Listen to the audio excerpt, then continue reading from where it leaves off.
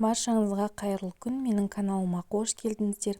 Бүгін сіздермен үй жағдайында цезарь салатының жасалу жолын көрсететін боламын. Видеоны соңына дейін қараңыздар. Алдымен пекин капустасын ірілеу етіп турап аламыз. Туралған капустаны ыдысқа саламыз. Кейін тауық етін дәл осылай ірілеу етіп тураймыз. Оны да ыдысқа салып, багет кереш кейін және қызанақты видеодағыдай етіп тураймыз. Кейін ыдысымызға саламыз. Енді соусын дайындаймыз. Менде мұнда лимон, соғы, майонез және чеснок.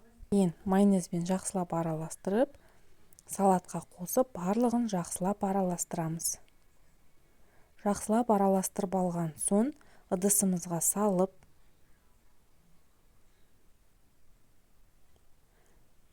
піскен жұмыртқаларды осылай әсемдеп шығамыз.